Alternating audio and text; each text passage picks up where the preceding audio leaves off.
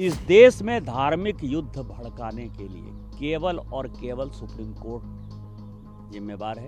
सत्ता में आप है, आपके लोग रेडिकलाइज हो चुके हैं, इतना रेडिकलाइज हो चुके हैं कि कोर्ट को धमकी दे रहे हैं, रिलीजियस वार हो जाएंगे।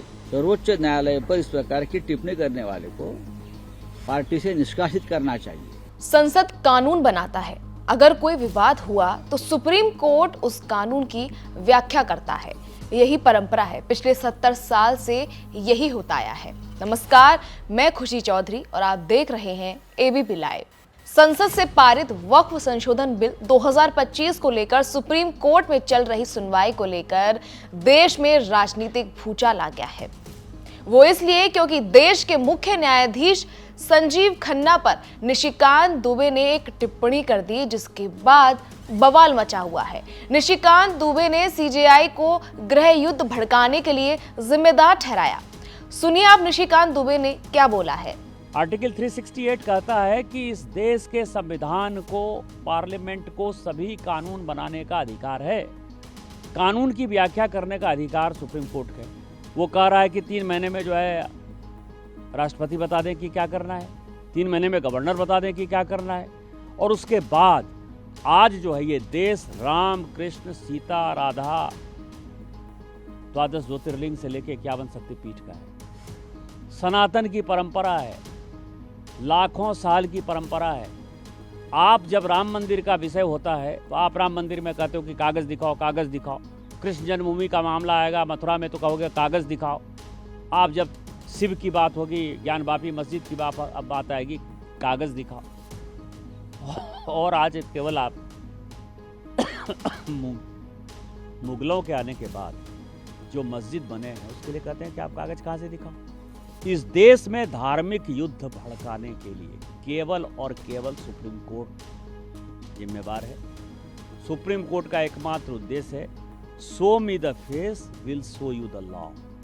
सुप्रीम कोर्ट अपनी सीमा से बाहर जा रहा है। सुप्रीम कोर्ट की सीमा यह है कि भारत का संविधान जिस कानून को बनाया उस कानून की उसको व्याख्या करनी है, और यदि वो व्याख्या नहीं कर सकती है और सब कुछ के लिए सुप्रीम कोर्ट जाना है तो इस संसद का कोई मतलब नहीं है, विधानसभा का कोई मतलब नहीं, उसको बंद कर देना है। सुना आपने, निशिकांत दुबे ने कहा देश में धार्मिक युद्ध भड़काने के लिए केवल सुप्रीम कोर्ट जिम्मेदार है। निशिकांत दुबे के बयान के बाद विवाद बढ़ता चला गया, जिसके बाद से विपक्ष हमलावर है। कांग्रेस नेता जयराम रमेश ने कहा संविधान द्वारा सुप्रीम कोर्ट को दी गई शक्तियों को कमजोर करने की कोशिश की जा रही है।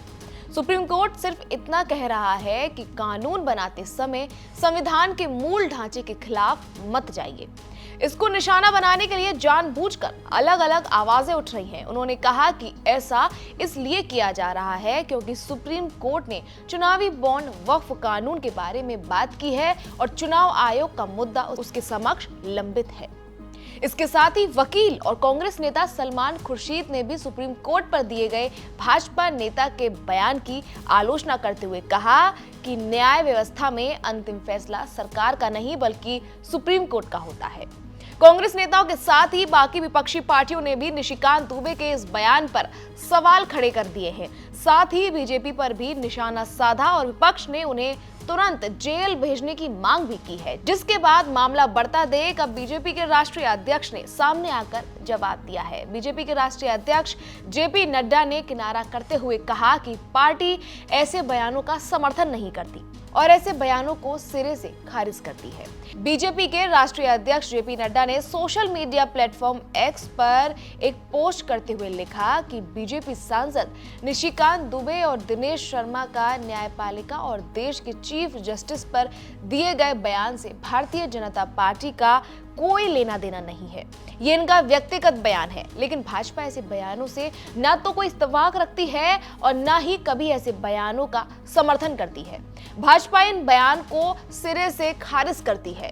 जेपी नड्डा ने आगे कहा, भारतीय जनता पार्टी ने सदैव ही न्यायपालिका का सम्मान किया है, उनके आदेशों और सुझावों को सहर्ष स्वीकार किया है, क्योंकि एक पार्टी के नाते हमारा मानना है कि सर्वोच्च न्यायालय सहित देश की सभी अदालतें हमारे लोकतंत्र का अभिन्न अंग हैं और संविधान के संरक्षण का मजबूत आधार स्तंभ है।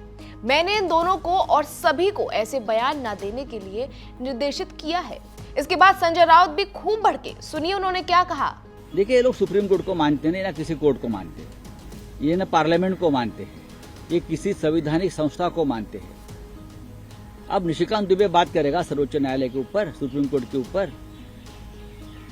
हाँ, मुझे बताइए ना, ऐसे व्यक्ति को, सर्वोच्च न्यायालय पर इस प्रकार की टिप्पणी करने वाले को पार्टी से निष्कासित करना चाहिए। अगर आप संविधान के रखवालदार, चौकीदार हो सचमुच, तो आपको उनके ऊपर एक्शन लेनी चाहिए। जस्टिस चंद्रचूड़ ने जब मस्जिद की खुदाई का आदेश दिया था, तब आपको ये नहीं लगा कि दंगे भड़काने की या समाज में झगड़े करने की ये बात हो रही है? तब आपको नहीं लगा? संभल में 7 लोग मर गए और जगह पे लोग मर गए, तब आपको ये नहीं लगा कि सुप्रीम कोर्ट अपनी हद पार कर रही है? तब नहीं लगा ना। जब महाराष्ट्र के गैर कानूनी सरकार को प्रोटेक्शन दिया जस्टिस चंद्रचूड़ ने, अनुच्छेद 10 को आंखों के सामने टूटते हुए देखा है, तब नहीं लगा है लोगों को कि सुप्रीम कोर्ट अपनी हद पार कर रही है? मामले को लेकर कांग्रेस नेता पवन खेड़ा ने प्रधानमंत्री नरेंद्र मोदी और पीएमओ को भी लपेटे में लेते हुए कहा, न इनकी संविधान में आस्था है, न इनका न्यायपालिका में विश्वास है। बीजेपी के सांसद की अराजक भाषा लोकतंत्र के लिए बहुत खतरनाक है। ये सब मोदी जी की मूक सहमति से हो रहा है। उन्होंने आगे कहा, पीएमओ को अराजकता शब्द बहुत पसंद है।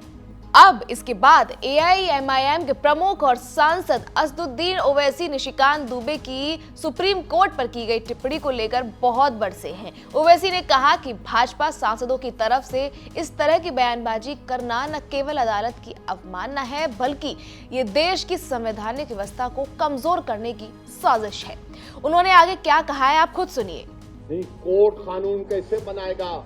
अरे जालिमों, सुप्रीम कोर्ट का जजमेंट कानून का मौकफ रखता है। पढ़ो, तुम लोग ट्यूबलाइट हो, तुम लोग थम्स अप हो, तुम्हारे दिमाग में एक ही बात बैठा हुआ है, नहीं मोदी है तो खुदा है। अरे खुदा था, है और रहेगा उसी का नाम।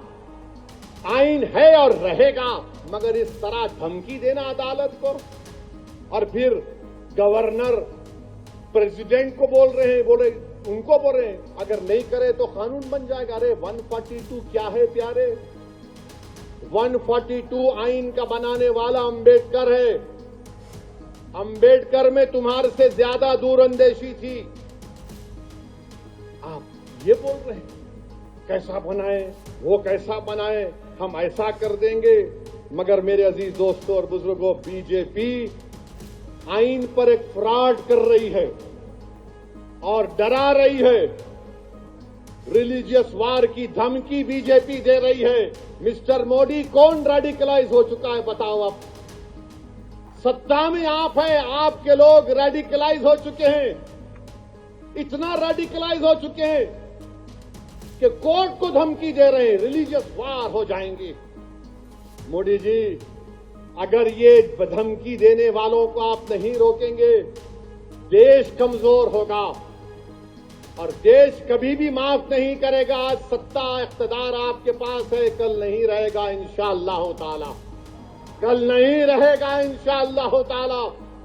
अब भारत का हिंदू भी जान चुका है कि वक्फ का कानून बनाए तो क्या मेरे को नौकरी मिलती। हिंदू जान चुका है कि मुसलमानों की नफरत को दिखाकर, मुसलमानों को डराकर वोट बटोरती आई बीजेपी। दिखाने के लिए कुछ नहीं है। 4.5-5% नौजवानों में बेरोजगारी है। उनके बेरोजगारी को दूर करने का कोई प्रोग्राम नहीं, मगर सिर्फ मुसलमानों को नफरत का निशान बना दो। खैर, फिलहाल इस खबर में इतना ही। बाकी तमाम खबरों को जानने के लिए देखते रहिए एबीपी लाइव।